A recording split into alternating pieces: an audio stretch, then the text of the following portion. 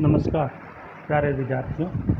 आज हम राजस्थान के इतिहास को जानने के स्रोतों में हम पुरालेख्य सामग्री की चर्चा करेंगे। पुरालेख्य स्रोत से हमारा तात्पर्य उस सामग्री से है जो संस्कृत, हिंदी, राजस्थानी, फारसी और अंग्रेजी भाषा में लिखित रूप में उपलब्ध होती है। ऐसे पुरालेख्य स्रोतों में शिलालेख, सिक्के, ताम्रपत्र, पट्टे परवाने, राजपूत राजाओं के मध्य किए गए पत्र व्यवहार और राजपूत राज्यों में नियुक्त ब्रिटिश पॉलिटिकल एजेंट तथा रेजिडेंटों द्वारा अपनी सरकार को प्रेषित रिपोर्ट्स इत्यादि सम्मिलित किए जाते हैं। पुरालेखागार की महत्वपूर्ण सामग्री बहियों के रूप में उपलब्ध है। राजस्थान के पूर्व जागीरदारों, उनके परिवारों के पास भी ऐतिहासिक सामग्री का विस्तृत भंडार उपलब्ध है। इसके अतिरिक्त पुजारियों, पंडों, सेठ साहूकारों, यतियों के पास भी कई महत्वपूर्ण पुरालेख्य सामग्री संग्रहित है। यह सामग्री इतिहास के विभिन्न पक्षों को जानने में महत्वपूर्ण स्रोत सिद्ध हुई है। सबसे पहले हम शिलालेखों के बारे में थोड़ी जानकारी प्रस्तुत कर रहे हैं। राजस्थान के विविध क्षेत्रों में अब तक हजारों की संख्या में हमें शिलालेख प्राप्त हो चुके हैं। ये शिलालेख पत्थरों की शिलाओं, प्रस्तर पट्टों, भवनों और गुफाओं की दीवारों, मंदिरों, स्तूपों, मठों, स्तंभों, तालाबों, बावड़ियों और खेतों के समीप गढ़ी हुई शिलाओं और ताम्रपत्रों पर अंकित करवाए गए हैं। इन शिलालेखों की भाषा संस्कृत, हिंदी, राजस्थानी, फारसी और उर्दू है। इनमें से कई शिलालेख ऐसे हैं जिनके कई अंश नष्ट हो गए हैं, जिनके तिथि क्रम के बारे में अनुमान लगाना थोड़ा मुश्किल है। डॉक्टर दशरथ शर्मा का ये मानना है कि इनमें तिथि के न होने पर भी उनकी भाषा, उनकी लिपि की चारित्रिक विशेषता के आधार पर हम उनका तिथि क्रम निर्धारित कर सकते हैं। शिलालेखों से हमें विविध प्रकार की जानकारियाँ प्राप्त होती है। इनमें शासकों का वर्णन, उनके राजवंश का विवरण, उनकी उपलब्धियों की यशोगाथाएँ, उनके द्वारा जारी की गई राज्य आज्ञाएँ, सामंतों, रानियों, मंत्रियों और प्रबुद्ध समृद्ध नागरिकों द्वारा किए गए निर्माण कार्य, सती लेख आदि अनेक प्रकार की जानकारी प्राप्त होती है।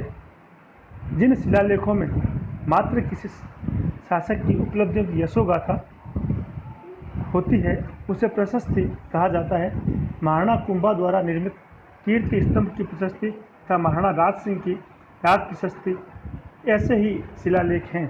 शिलालेखों में वर्णित घटनाओं के आधार पर हमें तिथिक्रम निर्धारित करने में सहायता मिलती है। बहुत से शिलालेख राजस्थान के विभिन्न शासकों और दिल्ली के सुल्तानों तथा मुगल सम्राटों के राजनीतिक सांस्कृतिक संबंधों पर भी पर्याप्त प्रकाश डालते हैं। इसमें कोई संदेह नहीं है, शिलालेखों से ऐतिहासिक घटनाक्रम, युद्धों की तिथियां निर्धारित करने में सहायता मिलती है और तत्कालीन शासकों का मूल्यांकन करने में भी वे उपयोगी सिद्ध हुई है। फिर भी विशुद्ध इतिहास का निर्माण करने की दृष्टि से इन शिलालेखों से मिलने वाली जानकारी को अन्य ऐतिहासिक सामग्री से संपुष्ट करना आवश्यक है, क्योंकि बहुत से शिलालेखों में अतिशयोक्तिपूर्ण, अतिरंजनापूर्ण यशोगाथाएँ हैं जिनकी पुष्टि अन्य साधनों से नहीं हो पाती है। ऐसे ही शिलालेखों में कुछ राजस्थान जो शिलालेख प्राप्त हुए हैं उनमें से मुख्यतः है बिजोलिया का शिलालेख। बिजोलिया का शिलालेख राजस्थान के इतिहास की पृष्ठभूमि को जानने में बहुत महत्वपूर्ण सिद्ध हुआ है। यह लेख बिजोलिया गांव के पार्श्वनाथ मंदिर के समीप एक चट्टान पर उत्कीर्ण किया गया है। यह लेख संस्कृत भाषा में है और इसमें 13 पद्य लिखे गए हैं। यह लेख विक्रम संवत 1226 फरवरी 1170 ईस्वी के लगभग का है। इसमें मंदिर के निर्माण की जानकारी के साथ सांभर और अजमेर के चौहान शासकों की उपलब्धियों की जानकारी प्राप्त होती है। इस लेख की सबसे बड़ी विशेषता है इसमें चौहानों को वत्स गोत्र के ब्राह्मण कहा गया है। लेख के द्वारा हमें इसे कई प्राचीन स्थानों के नामों की जानकारी भी प्राप्त होती है, जैसे जाबालीपुर जो जालोर का पुराना नाम था, साकम्बरी, सांभर, श्रीमाल, बीनमाल आदि लेखों आदि के उल्लेख प्राप्त होते हैं। इस लेख से हमें 12वीं शताब्दी के जनजीवन, धार्मिक व्यवस्था, भौगोलिक और राजनीतिक स्थिति का अध्ययन करने में सहायता प्राप्त होती है। इसी प्रकार नेमिनाथ मंदिर जो कि आबू में स्थित है, देलवाड़ा के पास स्थित इस प्रशस्ति मंदिर के निर्माता तेजपाल के द्वारा लगवाई गई थी, जिसमें आबू, मारवाड़, सिंध, मालवा और गुजरात के क्षेत्रों में शासन करने वाले परमार राजाओं की उपलब्धियों की जानकारी प्राप्त होती है। इसी प्रकार चीरवय का शिलालेख महाराणा समर सिंह के बारे में जानकारियाँ उपलब्ध कराता है। इसके साथ साथ संगी ऋषि का लेख जो हमीर, क्षेत्र सिंह, लक्ष्य सिंह और मोकल की उपलब्धियों की जानकारी प्रदान करता है। इसी के साथ रणकपुर प्रशस्ति, रणकपुर में स्थित चौमुखा मंदिर के स्तंभ में ये लेख लगा हुआ है। ये संस्कृत और नागरी दोनों लिपियों में लिखा गया है। इसमें महाराणा कुंभा और उनके मूल पुरुष बापा की जानकारियाँ भी इसमें प्राप्त होती है। इसके अलावा कीर्ति स्तंभ प्रशस्ति जो कि एक महत्वपूर्ण स्तंभ है। इस प्रशस्ति में हमीर, खेता, मोकल और उसके पश्चात कुंभा के द्वारा सपाद, लक्ष्य, बसंतपुर, आबू, हरियाणा को जीतने का वर्णन भी इसमें प्राप्त होता है।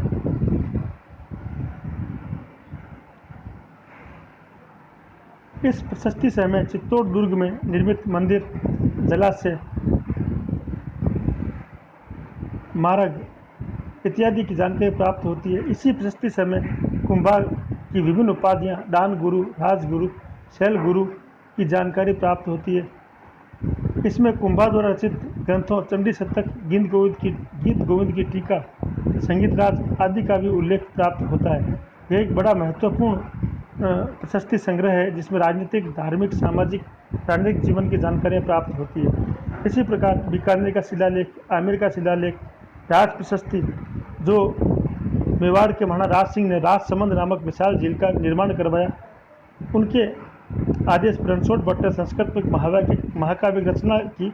उस महाकाव्य को 25 बड़ी बड़ी काले रंग की शिलाओं पर उत्कीर्ण करवाकर झील के तट पर लगवा दिया गया था और इसी महाकाव्य को राज प्रशस्ति कहा जाता है। यह प्रशस्ति संस्कृत भाषा में लिखी गई है। इससे हमें मेवाड़ के प्रारंभिक राणाओं की उपलब्धियाँ प्राप्त होती है। कुंभा, सांगा, प्रताप आदि महाराणाओं की उपलब्धियों का भी इसमें वर्णन किया गया है।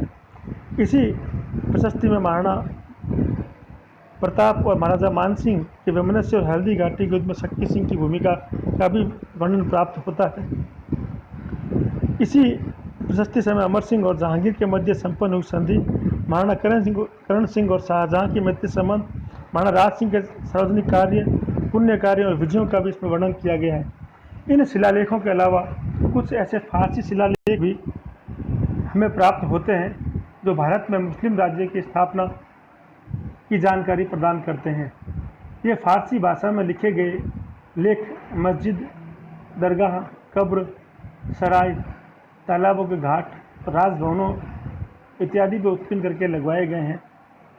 इन लेखों के माध्यम से हमें राजपूत शासकों और दिल्ली के सुल्तानों तथा मुगल शासकों के मध्य लड़े गए विभिन्न युद्धों की जानकारी प्राप्त होती है। इसी प्रकार समय समय पर राजस्थान में बढ़े मुस्लिम प्रभुत्व और राजनीतिक संबंधों का भी जानकारी इनसे हमें प्राप्त होती है।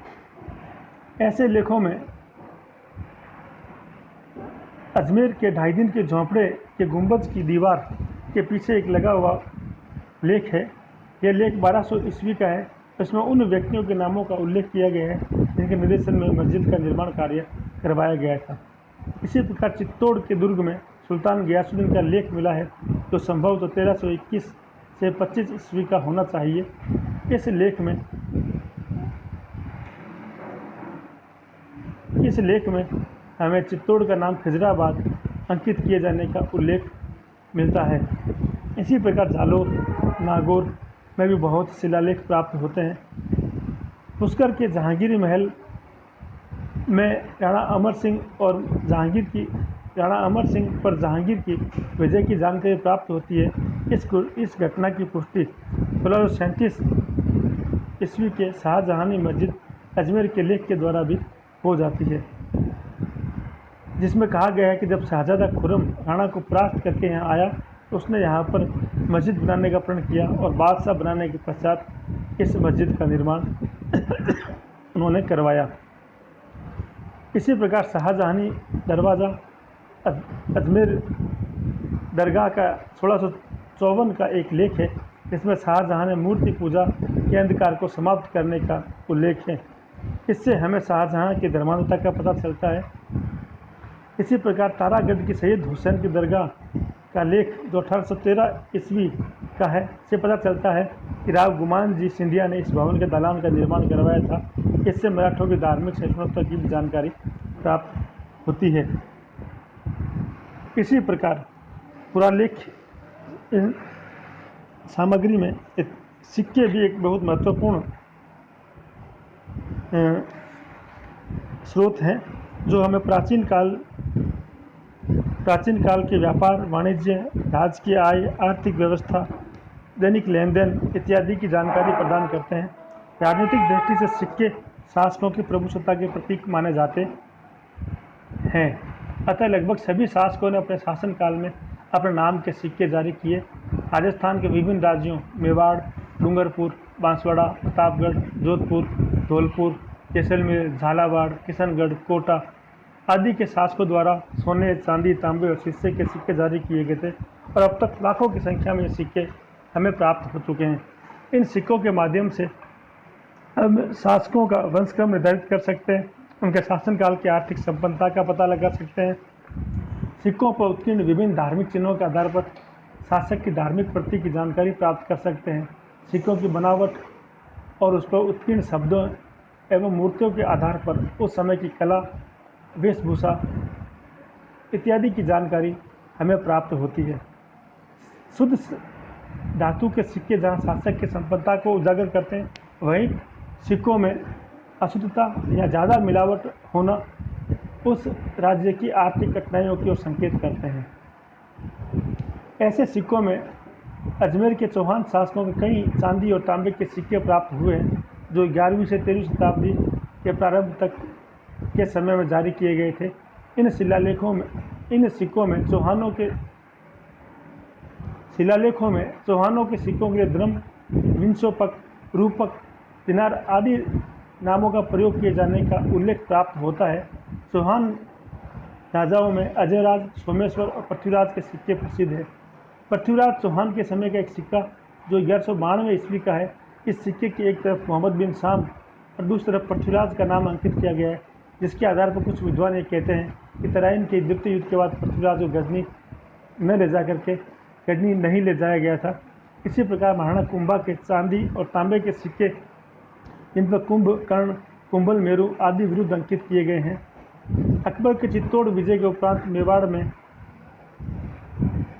मुगल शासकों के सिक्के चलने लगे, जिन्हें सिक्का एलची कहा जाता था। बाद में चित्तौड़, भीलवाड़ा, उदयपुर के टकसालों में स्थानीय सिक्के जारी किए गए। इनको चित्तौड़ी, भीलड़ी और उदयपुरी रुपया कहा जाता था।